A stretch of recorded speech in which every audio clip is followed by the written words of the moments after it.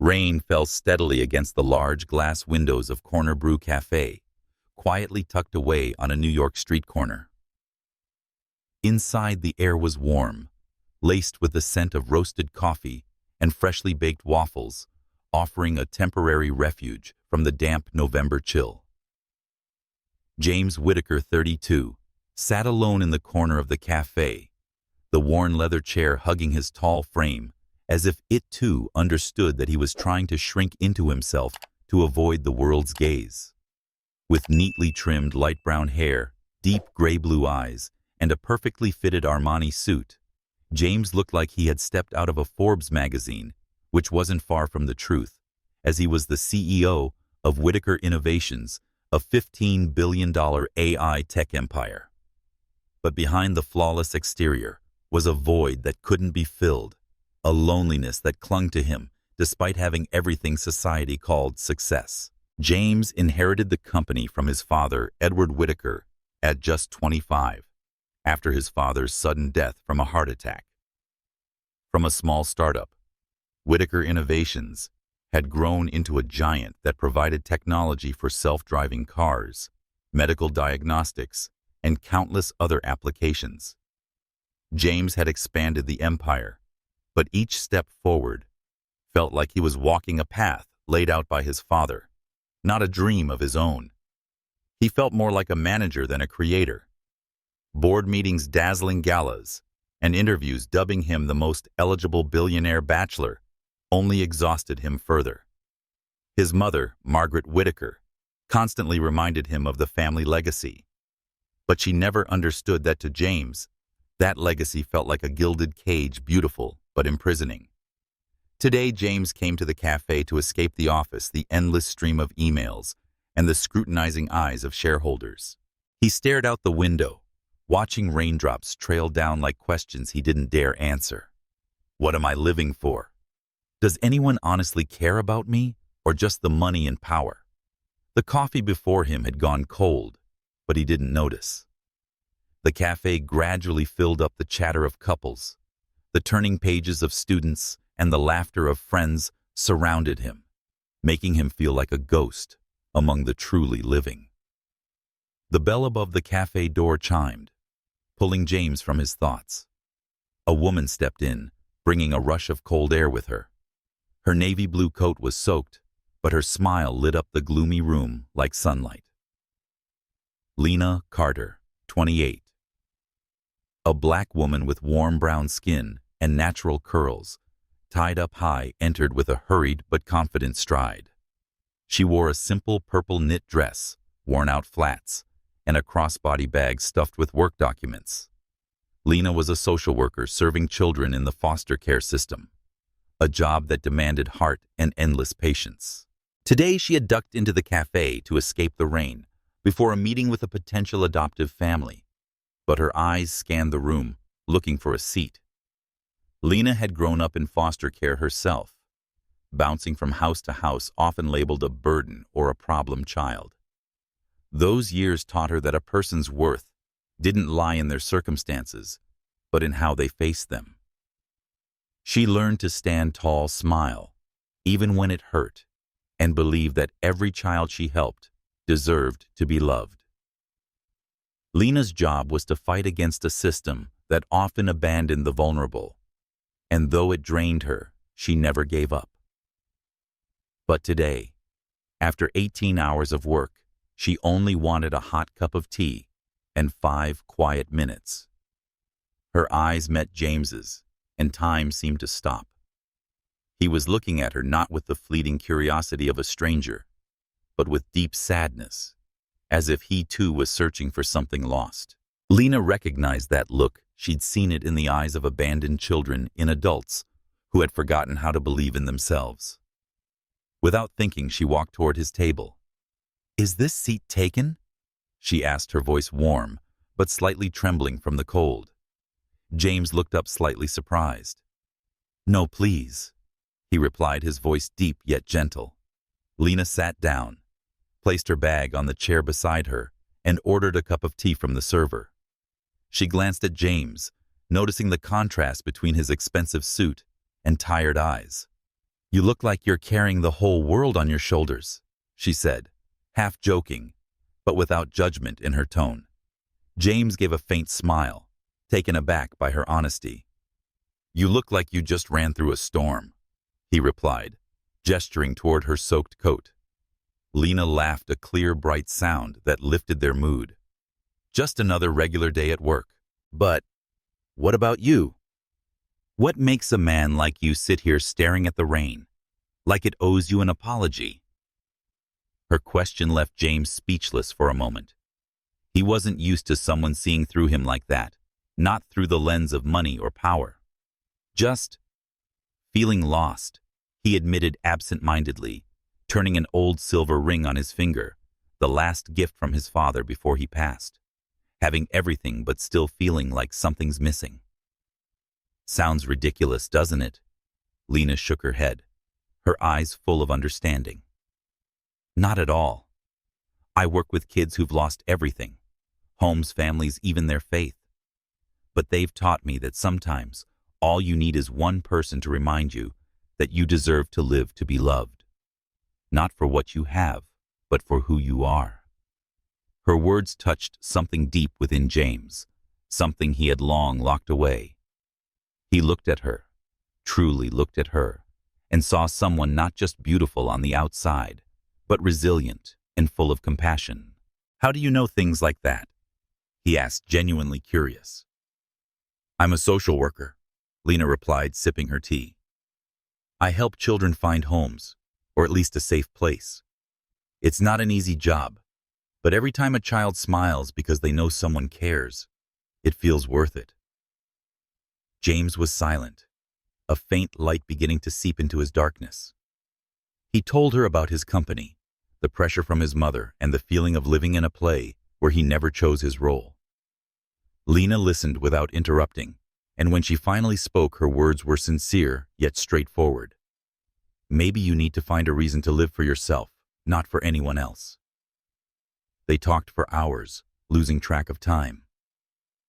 The rain continued outside, but in the cozy corner of the cafe, two strangers had found a connection that defied explanation. When Lena finally stood to leave, James felt a strange fear, afraid that if she walked away, he'd lose something precious. Can I see you again? He asked, his voice slightly unsteady. Lena smiled and handed him a crumpled business card. Call me James, but only if you truly want to. She walked away, leaving him with a mix of hope and uncertainty. At that moment, James knew this encounter wasn't by chance. It was fate, and it would change his life forever. 3 days after the encounter at Corner Brew Cafe, James Whitaker still couldn't stop thinking about Lena Carter. Her crumpled business card remained in the pocket of his suit jacket, the letters of her name seemingly carrying the warmth of her smile. At 32, James had never felt his heart race so fast over just one conversation. With her warm voice and eyes that seemed to see into his soul, Lena had made him feel like more than a billionaire. She had made him feel human. But he hesitated, his finger hovering over her number, unable to press call. Did she want to hear from me? Or was it just a fleeting moment?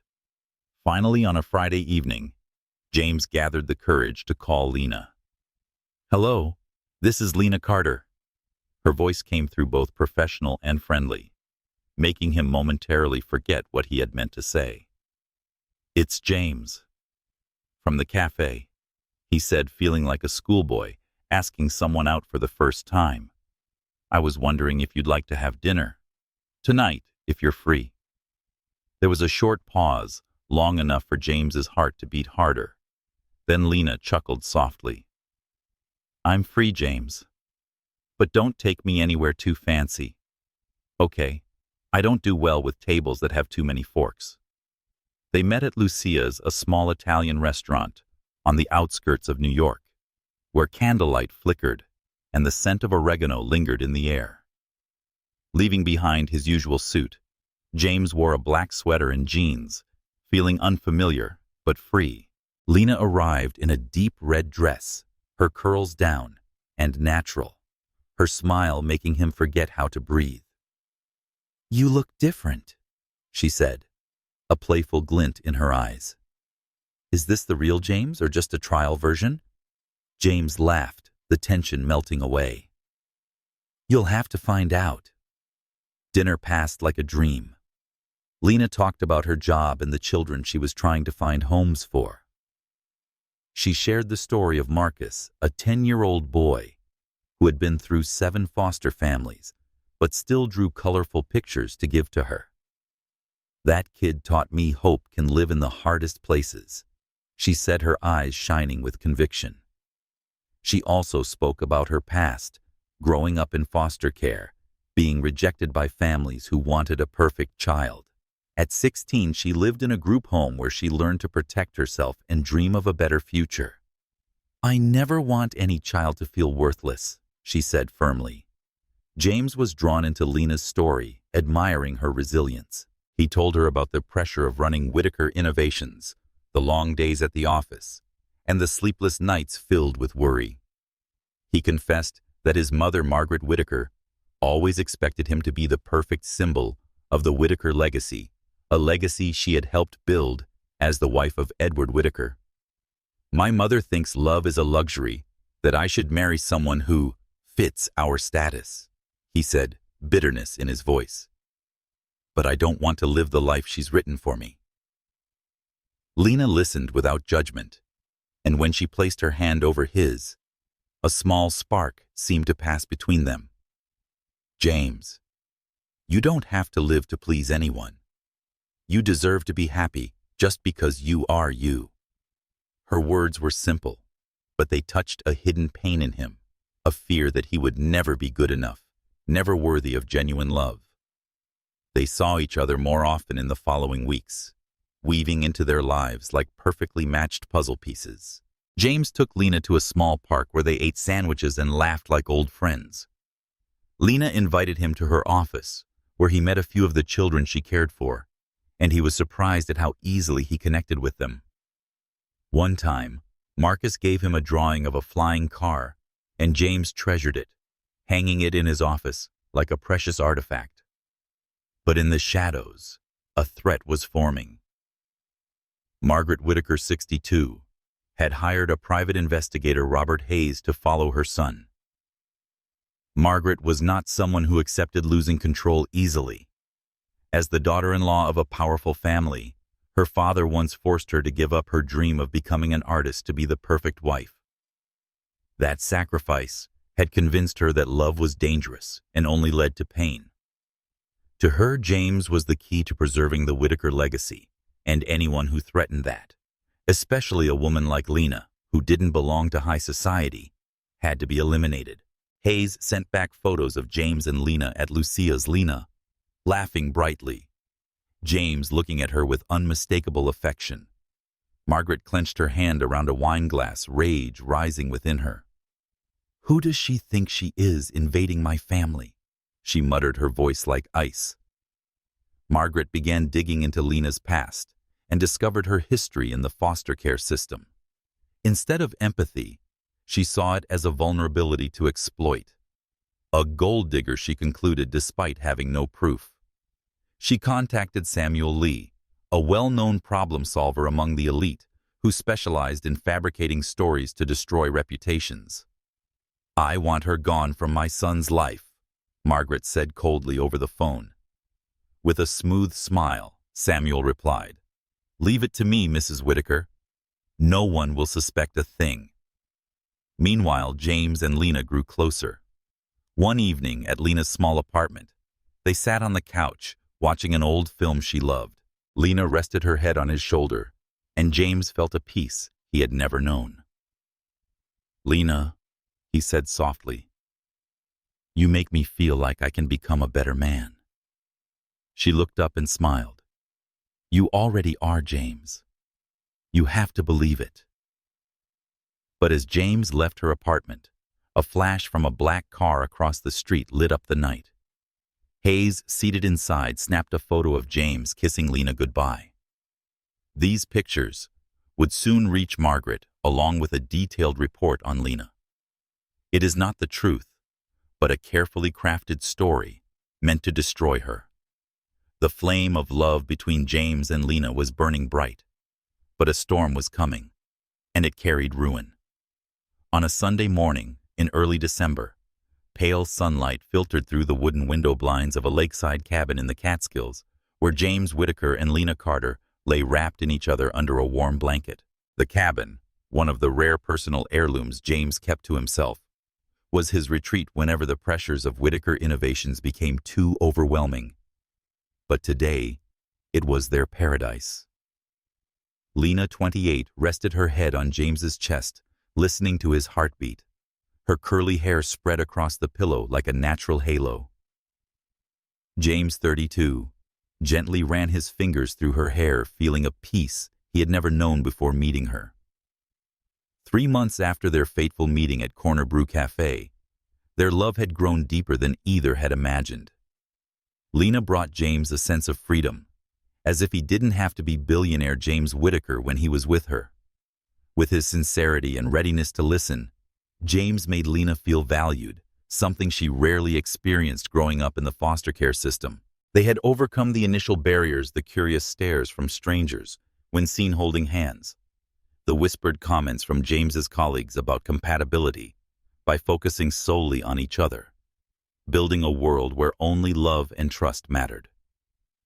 That morning, as sunlight cast across Lena's face, James felt an overwhelming certainty.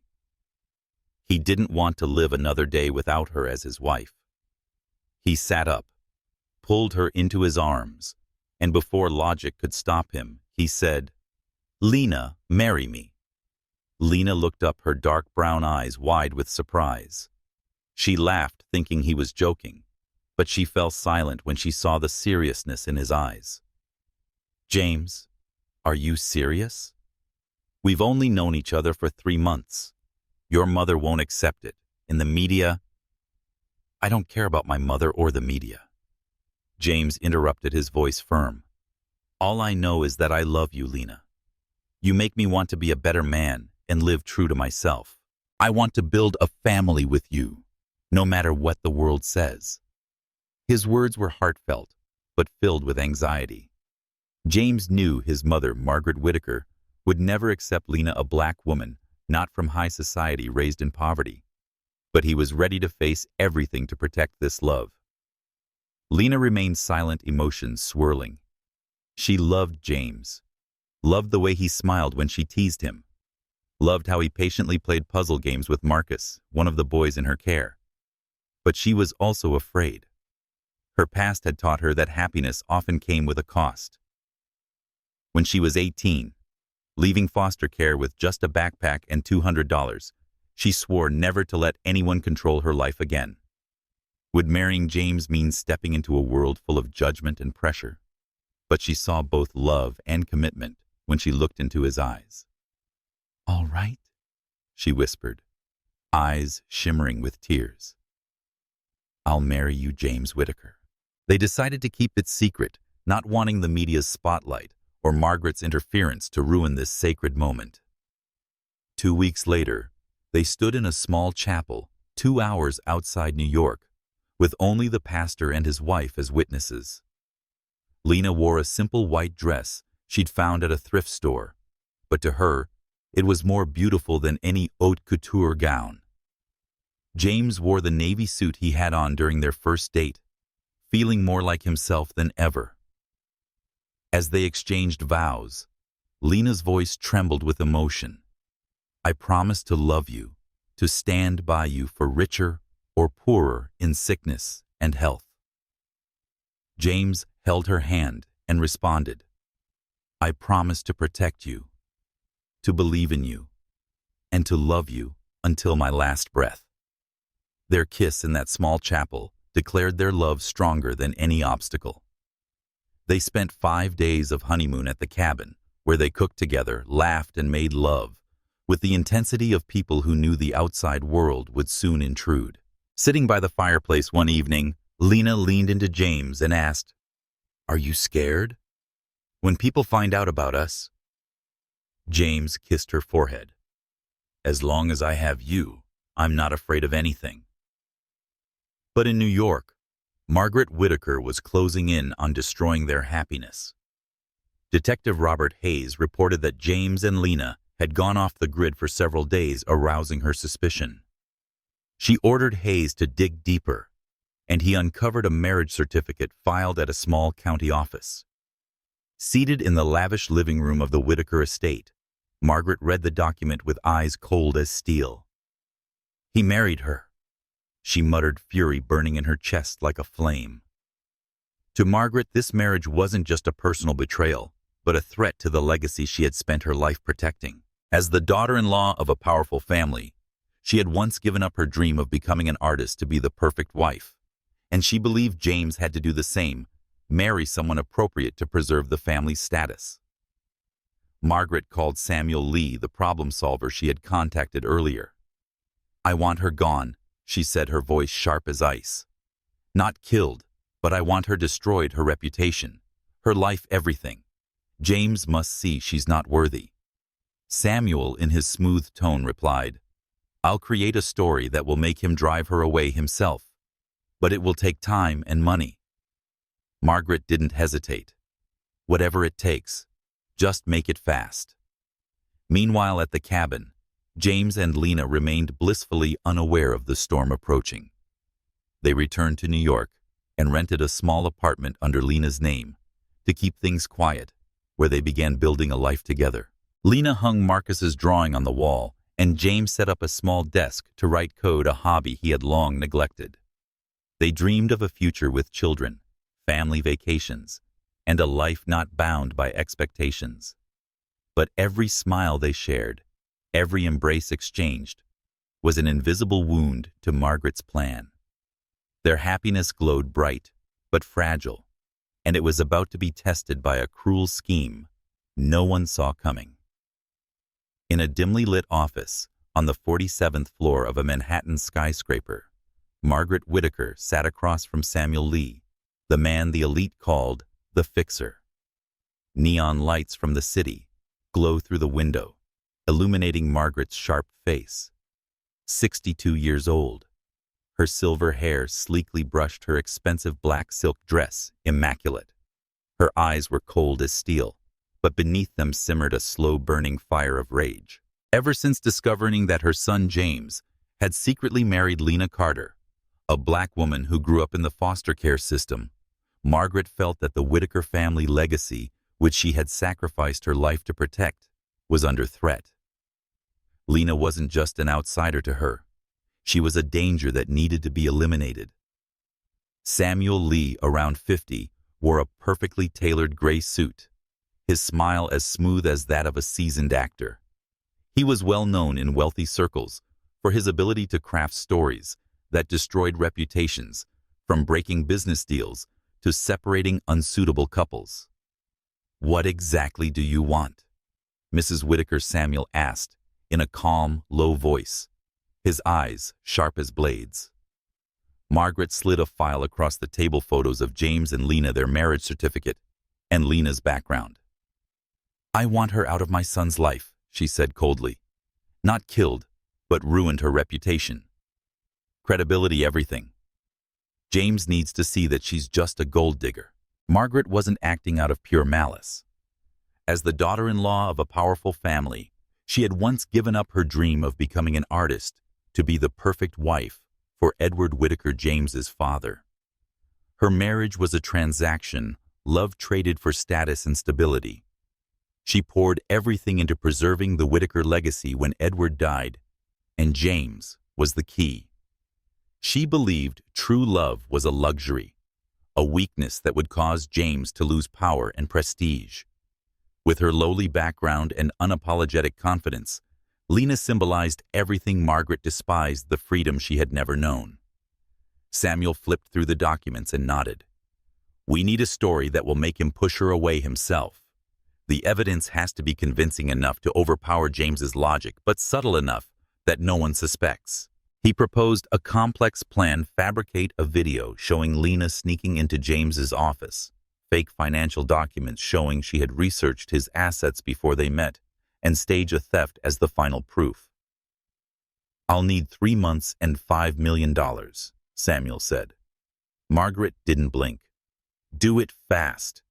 I want her gone before James goes public with the marriage." The plan began immediately. Samuel assembled a team of specialists, a former NSA hacker, a document forgery expert, and an actress with a similar build to Lena. They created a fake video using deepfake technology, superimposing Lena's face onto footage of a woman sneaking into James's office and retrieving documents from his desk. Fake financial records were embedded in banking systems, showing Lena had looked up the valuation of Whitaker Innovations 8 months earlier, before she even met James. But the centerpiece of the plot was a pearl necklace, a Whitaker family heirloom worth $200,000, which would be planted in Lena's purse during a staged situation to make her look like a thief. Meanwhile, James and Lena lived in the bliss of a newlywed life. They had moved into a small apartment in Brooklyn, registered under Lena's name, to avoid attention. The space was modest, but cozy, decorated with Marcus's artwork, one of the children Lena cared for, and a small corner where James wrote code, rediscovering a passion he had long forgotten. One evening, Lena cooked jambalaya, using a recipe from one of her old foster families, and they laughed when James burned the cornbread. "You're a disaster in the kitchen," Lena teased, kissing his cheek. James hugged her from behind and whispered, "As long as I have you, I'm willing to burn the whole house down." But their happiness wouldn't last. One day, James received a call from his mother, inviting him and Lena to dinner at the Whitaker estate. "I want to meet Lena officially," Margaret said, her voice syrupy sweet, though suspicious. James agreed, hoping his mother might accept his wife. Lena nervous knew Margaret's world was filled with judgment. "They'll see me as an outsider," she said, smoothing out the blue dress she planned to wear. James took her hand. "They don't matter. As long as we trust each other, no one can tear us apart." Margaret, meanwhile, was preparing for the dinner like a general planning a military operation. She instructed Samuel to have the necklace planted in Lena's bag when she wasn't looking, and ensured James would find the evidence of betrayal. She knew James, deeply insecure about being undeserving of love, would be susceptible to doubts if presented with enough manipulation. Margaret had once taught him that trust was a luxury, and now she would use that lesson to destroy his happiness. In the Brooklyn apartment, Lena stood in front of the mirror, adjusting her dress, trying to hide her anxiety. She remembered her days in the foster system, when she had to prove her worth daily. "I've been through worse," she told herself, taking a deep breath. James stepped in and wrapped his arms around her waist. "You look beautiful," he said, kissing her shoulder. "Thank you," Lena replied, smiling. But as they left the apartment and stepped into the car, headed for the Whitaker estate, a creeping sense of unease settled in Lena's heart. She didn't know that this dinner would mark the beginning of a nightmare, and that their love was about to be tested by a merciless and calculated scheme. The Whitaker estate, perched on a hill in the suburbs of New York, looked like a castle from a bygone century, with limestone walls and towering iron gates. That night, the chandeliers in the dining room cast light over a long mahogany table where only 3 people sat: Margaret Whitaker, James Whitaker, and Lena Carter. The atmosphere was tense, despite the appearance of a family dinner. Margaret, 62, wore a pearl-colored silk dress, her smile flawless, like a stage actress. James, 32, in a dark blue shirt, held Lena's hand under the table, trying to mask his unease. Lena, 28, in a simple emerald green dress, sat with her back straight, eyes alert, trying to appear composed. Margaret had orchestrated every detail of the evening, turning it into a sophisticated trap. After discovering James and Lena's secret marriage, she was determined to destroy them, not only because Lena didn't belong to the upper class, but because she believed James's love was a weakness threatening the Whitaker legacy.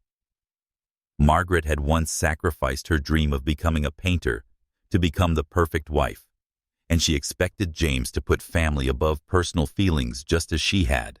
With the help of Samuel Lee, the master manipulator, she had prepared a set of fabricated evidence to smear Lena centered around a pearl necklace, a Whitaker family heirloom, that would be planted in Lena's purse that evening. Dinner began with mushroom soup, but the conversation made Lena feel suffocated. With a sweet but artificial tone, Margaret asked Lena about her job. Social work must be meaningful. She said the word meaningful, laced with subtle mockery. You must meet many people needing help, don't you? Lena nodded, staying composed. Yes, I work with children in the foster care system. Every child deserves a home. Margaret smiled, but her gaze remained cold. How noble. But it must be difficult, given the limited income. James tightened his grip on Lena's hand, trying to diffuse the tension. Mother Lena works out of passion, not for money, he said, his tone sharp. Margaret raised a hand in mock apology. Of course, darling. I worry that someone like Lena, with such a complicated past, might be misunderstood in our world. Her words were like a blade reminding Lena of her past, growing up in foster care, moving from home to home, always seen as not good enough. Lena bit her lip, recalling the many days she had to prove her worth, but she responded with steady confidence. I'm not afraid of being misunderstood, Mrs. Whitaker. I live true to who I am. The conversation continued, and Margaret subtly sowed seeds of doubt. James has always been generous, she said, glancing at her son. Since he was young, he's been too trusting at times. His father worried it would lead to him being taken advantage of. James frowned clearly, uncomfortable, but said nothing. Lena could feel Margaret's eyes scrutinizing every word, every gesture. She tried to focus on James, on the reassuring grasp of his hand, but a growing sense of unease crept in. Midway through the main course, steak with red wine sauce, Lena excused herself to use the restroom. She walked down a marble-tiled hallway, passing portraits of the Whitaker family that seemed to mock her in disdain. She took a deep breath in the restroom, telling herself, I've endured worse. I need to get through tonight. But as she returned, her handbag left on her dining chair felt heavier than before. She dismissed it, thinking it was just the tension. As Lena sat back down, Margaret suddenly stood, her voice filled with faux concern. Oh, I just remembered. My grandmother's pearl necklace. It's missing from the safe. James looked at his mother, surprised. Are you sure it's always there? Margaret nodded, her eyes flicking briefly to Lena. I checked this morning. So strange, isn't it? She called for the housekeeper, Mrs. Helen, and asked her to recheck the safe. While they waited, Margaret turned to Lena, her voice gentle but piercing. Lena, did you notice anyone coming in or out of the house? With your line of work, I imagine you're familiar with complicated situations. Lena stiffened, recognizing the trap. No, I didn't see anything, she said calmly, though her heart pounded. Mrs. Helen returned, confirming that the necklace was indeed missing. Margaret sighed, performing her concern flawlessly. I hate to do this, but perhaps we should check everyone's handbags just to be sure. Before Lena could react, Margaret grabbed her purse, opened it, and a sparkling jewelry box tumbled out. Inside was the pearl necklace. The room fell silent. James stared at the necklace, then at Lena, his expression torn between shock and suspicion. Lena stood abruptly, her voice shaking. I didn't take it. Someone planted it in my bag. Margaret covered her mouth, pretending to be horrified. Lena, how could you? That necklace is a family heirloom. Lena turned to James, pleading, You have to believe me. I didn't do this. But James was silent, his face twisted with pain and confusion. That silence struck Lena like a dagger to the heart. Margaret continued, her tone soaked in false disappointment. I understand you might be going through hard times, Lena, but stealing is truly disheartening. Lena felt the heat rising in her face. She remembered all the times in the foster system when she had been falsely accused just because she was the unwanted kid. "I am not a thief," she said firmly, her voice breaking with tears. "James, say something." At last, James spoke hoarsely. "Lena, how did it end up in your bag?" That question shattered everything. Lena stepped back, as if the ground had collapsed beneath her.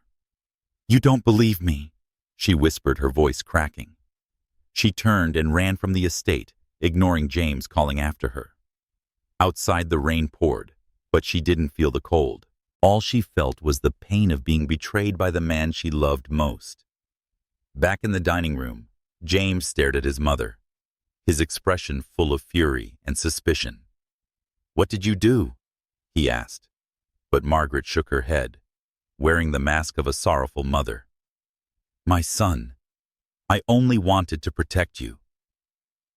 James stormed out to chase Lena, but she had already disappeared into the rain. In the car, Lena drove through the storm, her tears blending with the rain, not knowing where she was going. She carried a secret she hadn't yet shared with James. She was pregnant. But now their trust had shattered, and Margaret's scheme had succeeded, at least for now. Heavy December rain pounded against the windshield of Lena Carter's old Honda Civic, parked in the empty lot behind a 24-hour laundromat in the suburbs of New York. Lena, 28, curled up in the driver's seat, 5 months pregnant, trying to find a position that eased her aching back. The neon light from the laundromat shone into the car, highlighting her face. Exhausted, dark brown eyes, light brown skin, now pale from lack of food, and curls hastily tied back. Just 2 weeks ago, she had been lying in the arms of James Whitaker, the husband she loved, in their cozy little apartment. Now she was homeless, pregnant with twins, with only $2,500 in her bank account, and a shattered heart. That fateful night at the Whitaker estate, when James hadn't believed her after the accusation of stealing the pearl necklace, had destroyed everything. His silence, his eyes flickering between pain and doubt, was the final cut. Lena left, never returning to their apartment, unwilling to face the happy memories, now tainted by betrayal. She drove through the night, tears mixing with the rain, and the next morning at a free clinic, she learned she was pregnant with twin boys. The news should have been shared with James, but now it only deepened her grief. "He didn't believe me. He doesn't deserve to know about our children." Lena's life as a homeless woman became a brutal survival equation. With her belly growing, she could no longer sleep comfortably in the car. The driver's seat was cramped, her stomach pressed against the steering wheel, and the cold seeped through the thin windows. She bought an old blanket from a second-hand store, but it wasn't enough to keep her warm when the temperature dropped near freezing. Every night she woke from muscle cramps or strange sounds, a slammed door, a honking horn, terrified someone would discover she was living in her car. The savings Lena had built from 5 years of working in social services vanished quickly. Gas, food, and parking ate up every dollar. She tried to find work, but 5 months pregnant, she closed every door. Temp agencies turned her away, saying they needed mobile workers. Retail stores required long-standing or heavy-lifting hours, things she couldn't do. Offices needed a fixed address, but Lena had only her car. Eventually, she found a job from a flyer pinned to a gas station bulletin board. Nighttime office cleaning paid in cash. No paperwork needed. The manager, Mr. Frank, a gaunt man with cold eyes, looked at her suspiciously. "You sure you can handle it? This job's heavy, and you—" He nodded at her belly. Lena swallowed her shame and replied, "I can do it." The job required weekly cleaning of 5 office buildings, vacuuming, washing windows, taking out trash, and scrubbing toilets for $40 per building. $200 a week wasn't enough to rent a place, but it covered gas and food. However, it wrecked her body. Each night, she trudged across concrete floors, her belly heavy, her back screaming with pain. The smell of cleaning chemicals made her nauseous, but she gritted her teeth thinking of the 2 lives growing inside her. Lena developed a strict routine to survive. In the mornings, she slept in the car from 6 a.m. to 11 a.m., parked in supermarket lots to avoid suspicion. She used restrooms at McDonald's public libraries or Walmart rotating locations to avoid being seen as a vagrant. In the afternoons, she went to the library, charged her phone, and searched for jobs on public computers. The library became her spiritual refuge, where she read books and pretended she was still Lena Carter, the woman who once had dreams and dignity. One morning at a McDonald's on Elm Street, Lena met Rosa, a woman in her 50s, with a gentle smile. Rosa, who had raised 3 children alone, recognized the despair in Lena's eyes. She handed Lena a cup of coffee and a breakfast sandwich without saying much. "For the baby, sweetheart," she said. Unused to kindness, Lena burst into tears in the restroom, overwhelmed with gratitude and shame. Rosa didn't pry, but occasionally left her a food bag, helping Lena survive the hungriest days. But society wasn't as kind to Lena as Rosa was. She saw the looks of contempt from passers-by and heard the whispers while she stood in line at food banks. "Another welfare queen, single mom," one woman muttered. Lena recalled her years in foster care when she was labeled a burden. But now she wasn't just fighting for herself, she was fighting for her 2 children. She placed her hand on her belly and whispered, "Mommy will protect you. We don't need anyone who doesn't believe in us." Despite her resilience, Lena couldn't deny the pain of James's betrayal. Each night in the car, she replayed his face at the Whitaker estate, not angry, but doubtful, as if she were a stranger.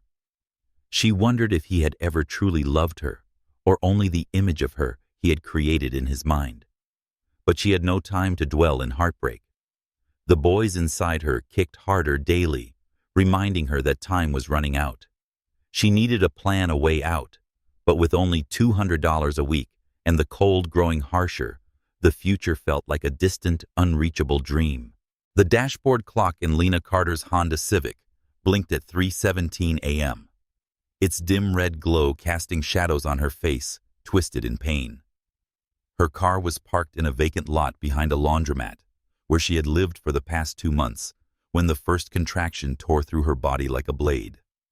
Lena, 28, 36 weeks pregnant with twins, considered full term for multiples, clutched her belly, trying to breathe through the agony. "Not yet babies," she whispered, her voice trembling. "Mama needs more time." But the 2 baby boys growing inside her, Noah and Jacob, names she had chosen, weren't waiting. Another contraction hit, ripping a scream from her throat, echoing in the cramped space of the car. Lena believed she had a few more weeks to find shelter, a stable job, and a way out of homelessness. Ever since she had left James Whitaker, the husband who had doubted her at the Whitaker estate, she had survived on pure will to protect her children. But now, with her water leaking and contractions coming every 3 minutes, she knew she had to act. With trembling hands, she started the car and drove toward St. Mary's Hospital, a public facility known for not turning away women in labor, even those without insurance. Every pothole sent fresh waves of pain through her, and by the time she reached the hospital parking lot, she could barely sit upright.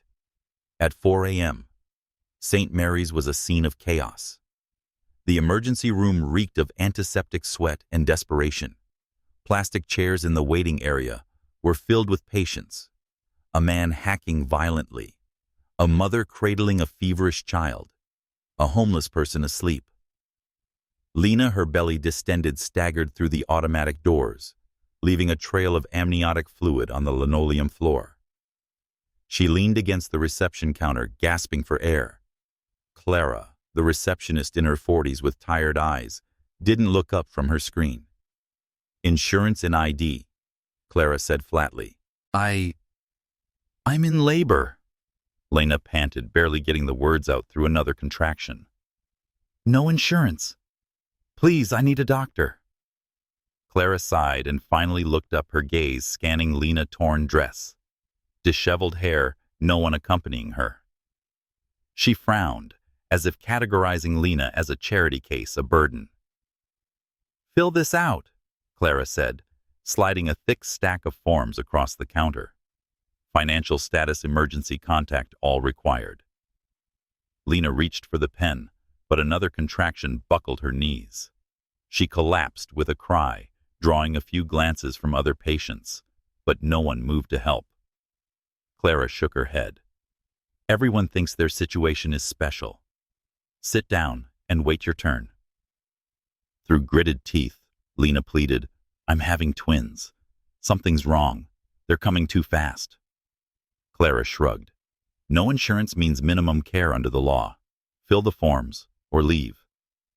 Dr. Patel, a middle-aged man with a short beard and a wrinkled lab coat, stepped out from the treatment area. He was a dedicated physician trapped in a system that treated patients like numbers. Seeing Lena, he walked over. "What's going on?" he asked Clara. "Pregnant, no insurance," Clara replied with disdain. "Says it's twins, but who knows?" Dr. Patel looked at Lena and saw the ashen hue of her face and the desperation in her eyes. "When did the contractions start?" he asked gently. "About 3 hours ago," Lena gasped. "Every 2 minutes now. I feel pressure, like they're coming." Before she could finish, another contraction knocked her to the ground. Her water broke, soaking her dress. Dr. Patel knelt beside her and shouted, "Get a gurney now! Call OB! Tell them we have a twin delivery coming in." But Clara didn't move. Security guard Harris appeared, his eyes cold. "She causing trouble?" he asked, as if Lena were a problem to be removed. "She's giving birth," Patel snapped, but Harris folded his arms. "No insurance, no admittance. The policy says minimal testing, then transfer to the county hospital." Lena, in the throes of pain, heard them and felt as if she'd been stabbed again. She remembered the foster care years, being treated as disposable, pushed from place to place. Now the system rejects not just her, but Noah and Jacob. "I'm begging you," Lena whispered, clutching Dr. Patel's sleeve. "Please don't let my babies die." Patel's face, flushed with anger, turned to Harris. "To transfer her now is medical abandonment. She needs to deliver now." But Clara cut in. "She hasn't filled out financial hardship forms. Who knows? Maybe she has money and is faking it." The malice in her voice drew a few glances from the waiting room, but no one spoke up. At St. Mary's, other people's suffering was background noise. Harris gave the order, voice devoid of emotion. "Minimum exam. Stabilize, then transfer. That's protocol." 2 more security guards appeared, lifting Lena despite her screams. They dragged her through the waiting room, as if she were trash to be thrown out. Dr. Patel followed, arguing, but Harris blocked him. "Rules are rules, doctor." Outside, snow had started to fall, sharp and bitter. Lena was left by her car, curled around her belly, as contractions came fast and unrelenting. She screamed, but her voice was lost in the wind. Alone in the parking lot, Lena felt something inside her break. She thought of the children she had once helped in social work, the promises she'd made to them.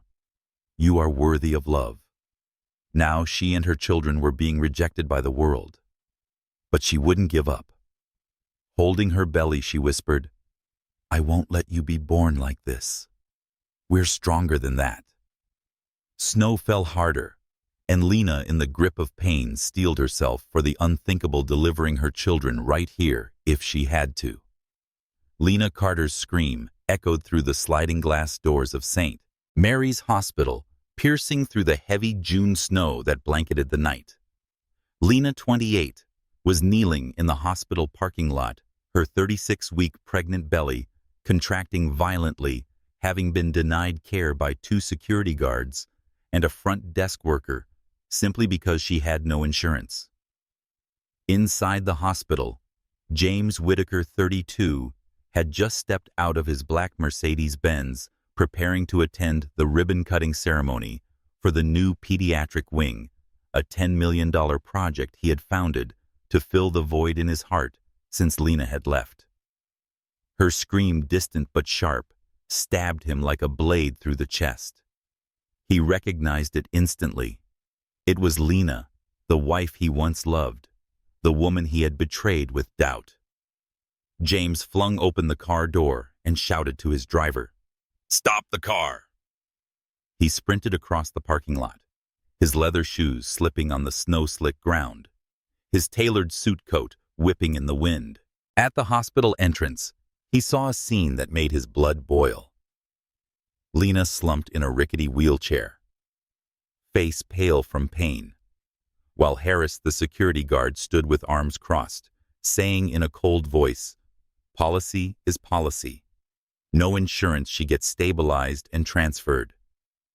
Dr. Lee, a compassionate but powerless physician, knelt beside Lena, trying to check the baby's heartbeats, only to be blocked by Harris. "She has to leave now," Harris insisted. James charged forward, his voice booming like thunder. "What the hell is going on here?" His presence, tall, commanding, burning with fury in his expensive suit, made everyone in the waiting room look up. Patients, nurses, even Clara, the receptionist. Clara recognized James from the news and stammered, "Sir, this is just hospital procedure." But James cut her off, pointing at Lena. "That's my wife. She's giving birth on your damn floor. And you're talking about a procedure." Lena looked up, her eyes meeting his. But there was no rescue, no hope in them. Only pain and distance, as if he were a stranger who had destroyed her life. She whispered weakly, "They said I didn't qualify. No money." James turned on Harris, face flushed with rage. "You're telling me you're letting a pregnant woman give birth outside because she doesn't have insurance? What is this place, a hospital or a slaughterhouse?" Harris, maintaining his fake calm, replied, "Mr. Whitaker, we follow protocol. She'll be transferred to the county hospital." James stepped closer, only a few feet from Harris, his voice dropping low and deadly. "Transferred? While she's in labor? Do you want her and my children to die out there?" He turned to the growing crowd, some of whom had taken out their phones. "Look at this," he shouted. "This is how St. Mary's treats a pregnant woman, throwing her out like garbage because she doesn't have insurance. That's Lena Carter, a woman dedicated to helping children. And this is how you treat her." Lena's scream cut through the air again, a contraction so strong she doubled over, tears streaming down her cheeks. Dr. Lee yelled, "She's about to give birth. We need a delivery room now." Still, Harris didn't move. "Policy," he muttered. James pulled out his phone and called his lawyer, his voice icy. "I want every reporter in this city here now. If anything happens to my wife or children, I will bankrupt this hospital with lawsuits." His threat made Clara pale, and a nurse rushed to alert the hospital administration. James knelt beside Lena, his hand trembling as he reached for her, but her eyes stopped him. "Don't," she whispered, her voice cracked. "You don't have the right anymore." The words cut deep, reminding him that his doubt when he believed she had stolen the necklace at the Whitaker estate had driven her to this moment. He looked at her thin and torn clothes, belly round and strained, and realized she had been living in hell since she left him. "Lena, I'm sorry," he said, voice hoarse. "I'll make it right. I swear I will." But Lena didn't answer. She was focused on breathing through the pain. Dr. Lee, now joined by a nurse, lifted Lena onto a gurney and shouted, "We need OB. Now get her upstairs," this time with James's presence and the growing crowd filming. Harris didn't dare stop them. Lena was wheeled into the elevator, but her eyes never met James's. He followed behind, feeling like a condemned man, knowing that all his fury and money couldn't undo the months of suffering Lena had endured alone.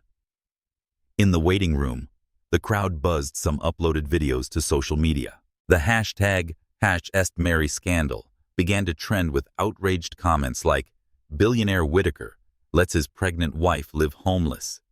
He donates to hospitals while his wife is thrown out in the snow. Public outrage swelled, shaking the reputation of Whitaker Innovations. But James didn't care. All he wanted now was for Lena and the babies to be safe, and deep down, he knew he had failed her long ago. In the elevator, Lena held Dr. Lee's hand and whispered, "Please save my babies."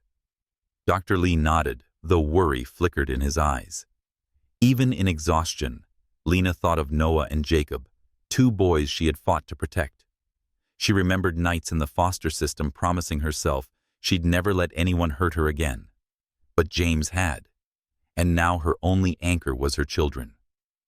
James stood nearby, watching the woman he loved suffer, knowing his arrival may have saved her from the hospital's cruelty, but it couldn't save the love they had lost. The delivery room at St. Mary's Hospital was flooded with cold white light, the fetal monitor's steady beeping merging with Lena Carter's labored breaths. Lena, 28, lay on the delivery bed, gripping Dr. Lee's hand tightly, her face drenched in sweat and pain. At 36 weeks, she was delivering twin boys Noah and Jacob, after months of homelessness and the heartbreak of being betrayed by James Whitaker, the husband who had once loved her, then doubted her over a stolen pearl necklace. James, 32, stood in the corner of the room, his face pale, hands clenched, too ashamed to come closer. His fury had forced the hospital to provide care for Lena, but the look in her eyes made one thing clear: there would be no forgiveness. The contractions came in waves. Lena pushed hard, following Dr. Lee's directions. "You're doing great, Lena," he encouraged. "The first baby is crowning." Though exhausted from months of malnourishment and sleeping in her car, Lena found strength in her love for her children. She remembered nights in foster care when she vowed never to let anyone hurt her again. But James had. Now all she had left were Noah and Jacob. "Save my babies," she whispered, tears sliding down her cheeks. James stood frozen, torn in two. He had come to the hospital to attend a ribbon-cutting ceremony for the new pediatric wing. He never expected to find Lena like this, frail, in tattered clothes, pregnant with his children. His disbelief at the Whitaker estate, the moment he chose to believe she'd stolen the necklace, had pushed her into hell. He wanted to make amends, but every time he looked at her, he saw the damage caused by his failure.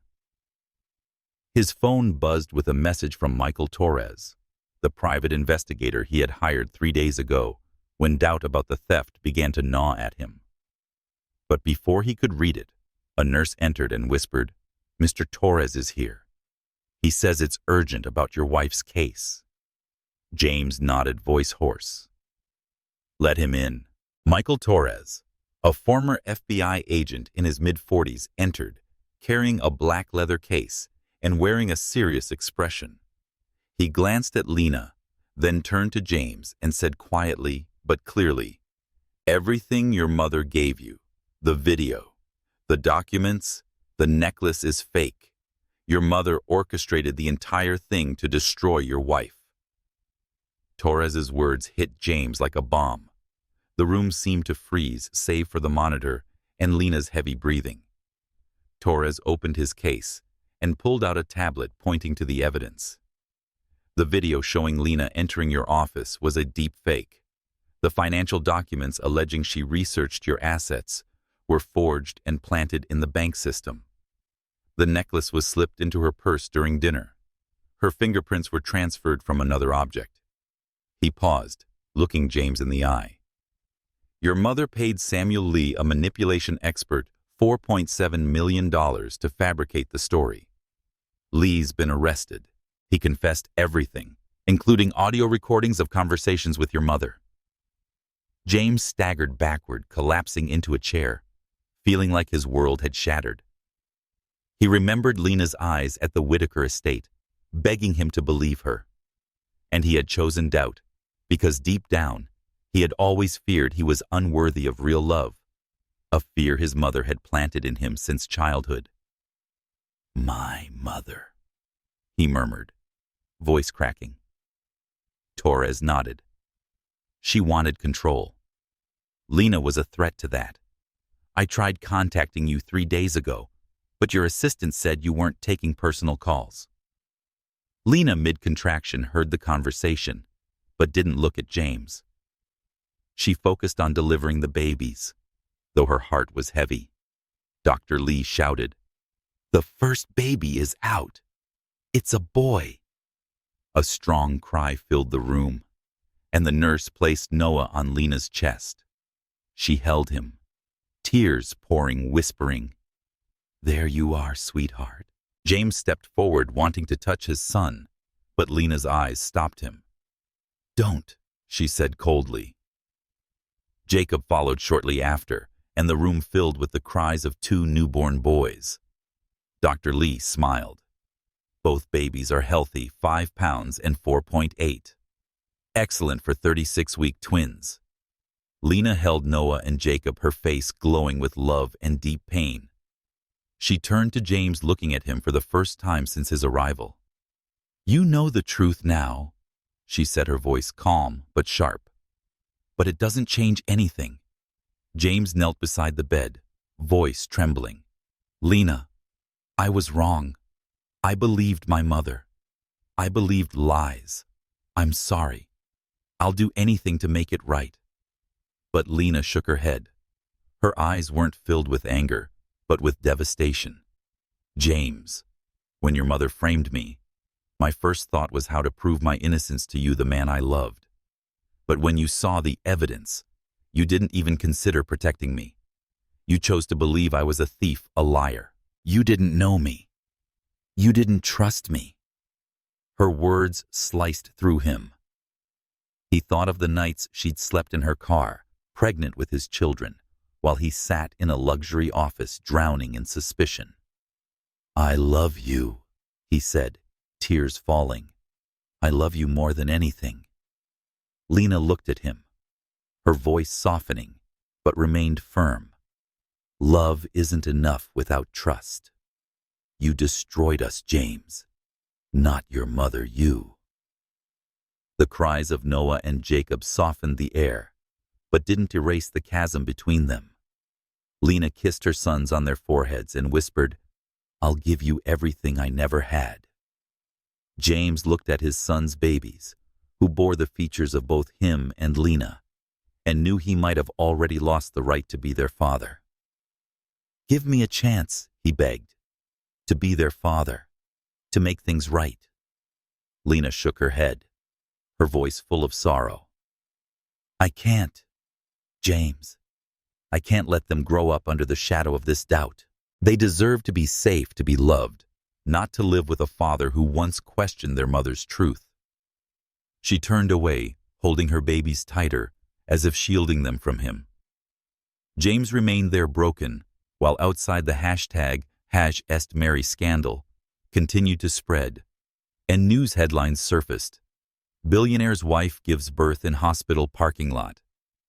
The truth about Margaret's conspiracy was about to explode, but to James, none mattered anymore. He had already lost Lena. And maybe he had lost his children too, all because of a moment without trust. The morning after Lena Carter gave birth to twins Noah and Jacob at St. Mary's Hospital, New York City, erupted with sensational headlines. Billionaire's wife forced out of hospital, gives birth in parking lot, blared the New York Post front page. Videos filmed by patients in the ER. Lena screaming in pain, being pushed outside by security, and James Whitaker shouting for justice went viral on social media under the hashtag #Mary scandal. Within 24 hours, the hashtag had millions of views, sparking national outrage over healthcare injustice and raising tough questions about James, Lena, and the powerful Whitaker family. Lena, 28, lay in the recovery room, cradling Noah and Jacob, tiny boys with soft curls and warm brown skin like their mother's. Though exhausted from labor and months of homelessness, her eyes lit up when she looked at them. She gently stroked Noah's cheek and whispered, "You two are everything to me." Lena refused to watch TV or check the news. She didn't want to get swept into the media frenzy.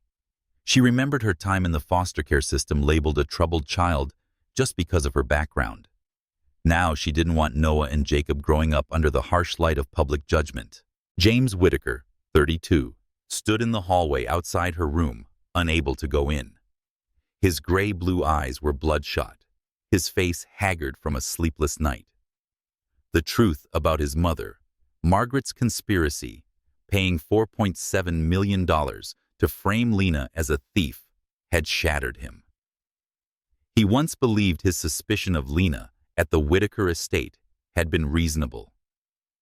Now he knew he had been manipulated, his most profound insecurity, exploited, that he was unworthy of real love.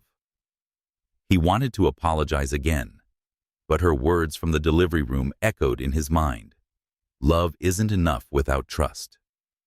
And so, he hesitated. Outside the hospital, news vans packed the parking lot. CNN, NBC, and local reporters fought for interviews with St. Mary's staff. The hospital issued a bland public statement. We are investigating the incident and are committed to improving our policies. But the public wasn't buying it. Posts on X condemned the hospital as a symbol of medical injustice and turned their focus on James Billionaire funds the hospital, but lets his wife live homeless. One user wrote. Another added sarcastically, he screamed for justice, but where was he when she was sleeping in a car? The media pressure crushed Whitaker Innovations, James's $15 billion AI company. Stocks dropped 3% in one day, and the board demanded James make a public appearance to manage the fallout. In an emergency Zoom meeting, his assistant Sarah urged him, "You must go on TV, apologize, and commit to supporting Lena and the twins. It's the only way to salvage your public image." James replied in a low voice, "I don't care about my image. I want Lena to forgive me." But Sarah pressed on. "If the company collapses, you'll have nothing to support her." That afternoon, James appeared in a live interview on CNN, wearing a simple white shirt without a tie, looking less like a billionaire and more like a broken man. Host Rachel Nguyen didn't pull punches. "Mr. Whitaker, why did your wife Lena Carter have to live homeless and give birth under such circumstances?" James looked into the camera, voice shaking. "Because I failed her. I believed lies about Lena, and I left her to suffer alone. I'm sorry, and I'll spend the rest of my life trying to make it right, even if she never forgives me." He paused, eyes brimming with tears. "Lena is the strongest woman I know. She deserves the world, not what I put her through." The interview polarized public opinion. Some sympathized with James, seeing him as a man deceived by a controlling mother. Others tore him apart online, calling him a hypocrite. One ex-user wrote, "James Whitaker cries on TV, while Lena Carter gives birth in a parking lot. Who's the real victim?" Another countered, "His mother manipulated him. Who among us hasn't made mistakes?" Meanwhile, leaks about Margaret's plot surfaced. News reports revealed she had hired Samuel Lee to fabricate evidence. The public's rage shifted toward Margaret, with headlines branding her America's most evil mother. In her hospital room, Lena received updates from Dr. Lee. He gently said, "You should know the whole country is talking about you. Some people want to help." Lena shook her head, clutching Jacob closer. "I don't want pity. I want my children to be safe." She refused interviews, determined to keep her children out of the media spotlight. As a black woman who had been homeless, Lena knew how quickly the world slapped on labels: freeloader, single mom, or helpless victim. She didn't want labels. She only wanted to be Noah and Jacob's mother. James stood at her door, overhearing the nurse say Lena didn't want to see him. He left a bouquet of white daisies, her favorite, with a short letter. "Lena, I don't deserve your forgiveness, But I'll always be here for you and our children. I love you. Always. He left the hospital without facing the press, heart heavy. The truth about Margaret's conspiracy was out, and she would soon face justice. But that brought James no peace. Lena and their children were all that mattered to him, and he had lost them. Inside, Lena looked at the flowers and read the letter, but didn't cry. She remembered the laughter they shared in their Brooklyn apartment when James promised to protect her.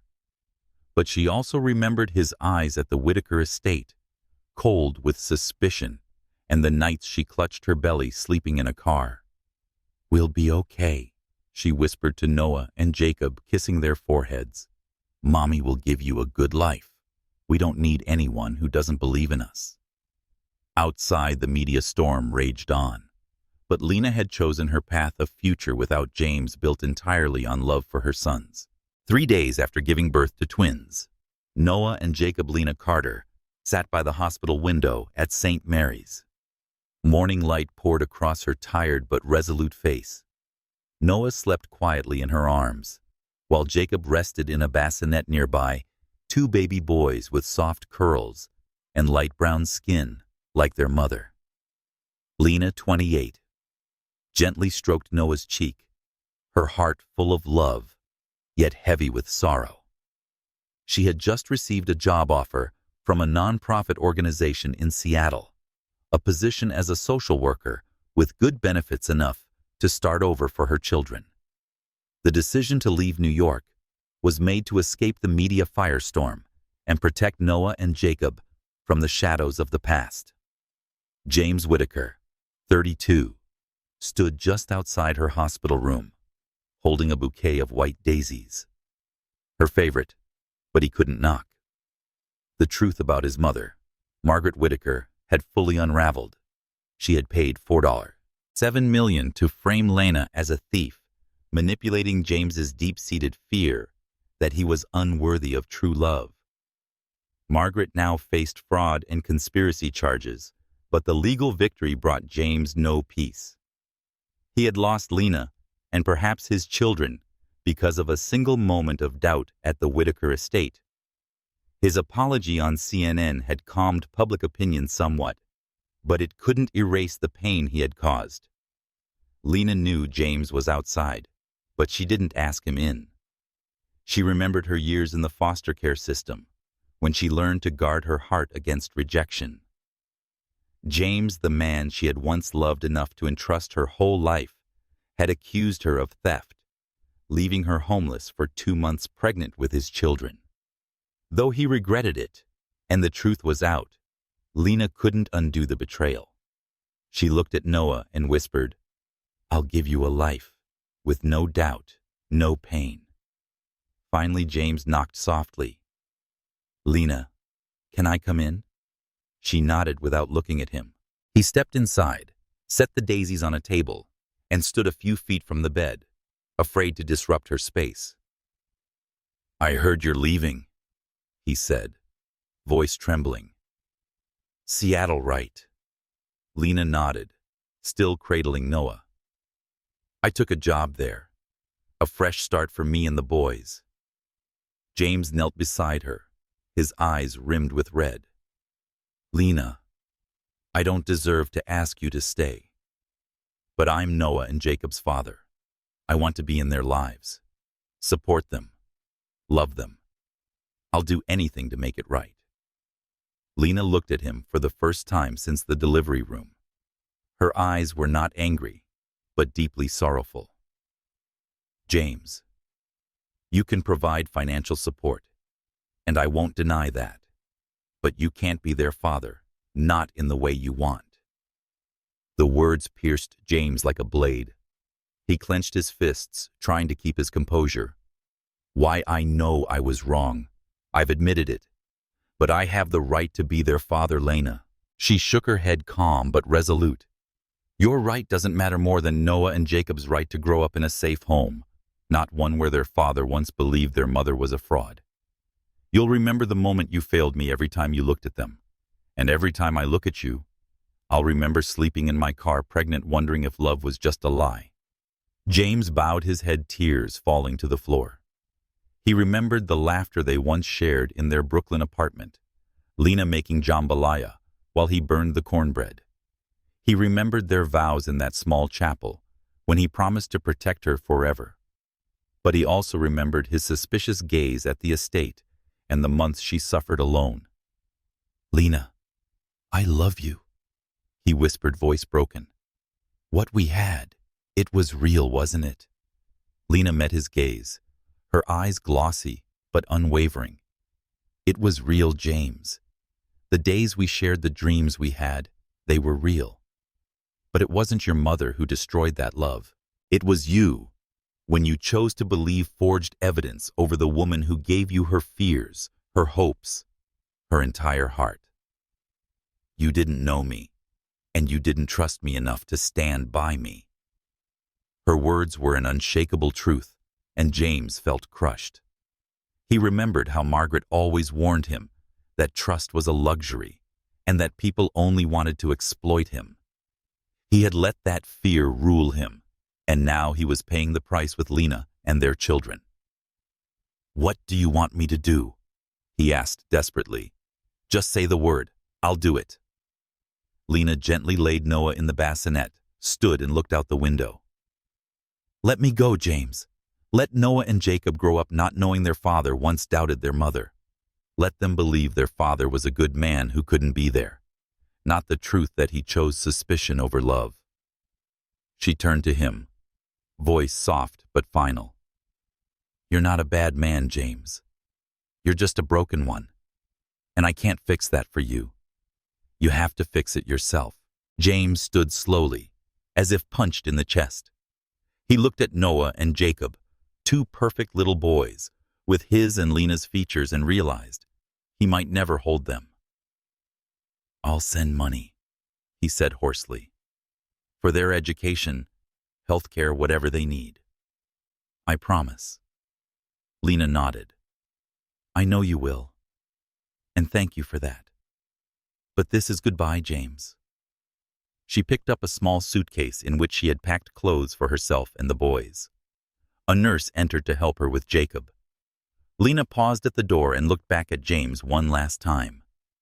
"I forgive you," she said, voice trembling. "But forgiveness doesn't erase the hurt. Take care of yourself, James." And with that she left, carrying Noah and Jacob, leaving James in the empty hospital room, surrounded by white daisies and heartbreak. Outside, the media storm raged on. New articles revealed more damning details about Margaret's plot, fueling a new wave of outrage. But Lena no longer cared. She boarded a bus to Seattle, cradling her children, ready for a new life without James, but filled with love and hope for Noah and Jacob. 1 year after Lena Carter left New York with Noah and Jacob, the city still bore the scars of the St. Mary's Hospital scandal. Margaret Whitaker, mother of James Whitaker, had been sentenced to 7 years in prison for fraud, conspiracy, and evidence tampering after Samuel Lee, the man who orchestrated the framing of Lena, cooperated with prosecutors in exchange for a lighter sentence. The tabloids once called Margaret the most wicked mother in America, but the story faded, replaced by newer headlines. Whitaker Innovations, the $15 billion AI firm, had slowly recovered from the media fallout, but James, now 33, was no longer at its helm. He had stepped down as CEO 6 months earlier, handing over the reins to a trusted colleague, not to save his reputation, but to begin a different journey, one to repair himself. James now worked in a small office in Brooklyn for Hope for Tomorrow, a nonprofit that supports children in the foster care system, the same work Lena once devoted herself to. The office was modest, with children's drawings hanging on the walls, reminding him of Marcus, the boy Lena once cared for. With short brown hair and a simple button-down shirt, James no longer looked like a billionaire. He spent his days connecting foster children with adoptive families, funding education programs, and listening to stories that echoed Lena's past. This work didn't erase his pain, but it gave him something he never had before meeting her: a sense of purpose. James's journey began in the darkness after Lena left. He fell into depression, haunted by her voice in that hospital room when she said forgiveness doesn't erase the hurt. He realized his doubt at the Whitaker estate when he believed Lena had stolen the pearl necklace wasn't just a mistake, but a betrayal of the trust she had placed in him. Margaret had planted seeds of insecurity in him from childhood, convincing him he wasn't worthy of unconditional love. To escape that cycle, James began therapy, confronting long-buried wounds: the fear of not being enough, the terror of abandonment, and the belief that love always came with conditions. Therapy wasn't easy. In some, James sat in silence for some sessions, unable to speak, staring at a drawing of a flying car, Marcus's, that he kept on the wall. But slowly, he began to rebuild his sense of self-worth, no longer tied to money or power. He wrote letters to Noah and Jacob monthly, knowing Lena might never read them. The letters were about him, not James Whitaker, the billionaire, but a father trying to improve. My dear sons. One letter read, I failed to protect your mother, but I promise to live a life that will make you proud, even if I'm never by your side. He also sent monthly financial support through a trust fund, ensuring Lena never had to contact him directly. He knew she lived in Seattle as a social worker, raising Noah and Jacob unconditionally. Once, through a mutual acquaintance, he heard that Lena had bought a small house with a backyard where she grew white daisies, the flowers he used to bring her. The news made him smile and ache at once. He didn't reach out respecting her wishes, but he quietly hoped that he'd be allowed to meet his sons just once. After the Mary scandal storm, the public moved on to other matters, but the incident sparked lasting change. St. Mary's Hospital reformed its policies, prioritizing emergency care for uninsured pregnant women, though many saw it as a PR move. Inspired by Lena's story, some nonprofits launched programs to support single mothers. Occasionally, posts about Lena still appeared on X, calling her a resilient mother or a symbol of social injustice. However, through a short statement from her lawyer, Lena declined all interviews, wanting her children to grow up in peace. James read those posts, sometimes feeling Lena's strength even in her absence. He remembered the days they laughed together in their Brooklyn apartment, how she taught him to make jambalaya, how he burned the cornbread. He remembered their vows in a small chapel where he promised to protect her forever. Those memories kept him going and reminded him of doubt's cost. Lena was right, he once told his therapist. Love isn't enough without trust, and I must learn to trust myself before I can love anyone else. One June afternoon, James attended a fundraiser for Hope for Tomorrow, where he ran into Marcus, the boy Lena once cared for. Marcus, now 11, had been adopted by a loving family, but still remembered her. Miss Lena told me I could do anything if I tried, Marcus said, handing James a new drawing, a house with white daisies in the yard. James smiled, tears brimming. She was right, Marcus, and she'd be so proud of you. That evening, back in his modest apartment, no longer the luxury penthouse, James wrote another letter to Noah and Jacob. My dear sons, he wrote, today I met a boy your mother once helped. She changed his life, and she changed mine. I don't know if you'll ever read these letters, but I want you to know I love you, and I'll keep trying to become someone worthy of your mother. He set down his pen and gazed out the window at the glowing lights of New York. He was no longer the James Whitaker of old, but someone new, not perfect but sincere. Thousands of miles away in Seattle, Lena pushed a stroller carrying Noah and Jacob through her small garden, where white daisies bloomed brightly. She smiled, breathing in the peace she had fought to build. Lena no longer hated James, but she couldn't go back. She had chosen her children, and it was the right choice. But deep in her heart, she hoped that one day James would find forgiveness, not from her, but within himself.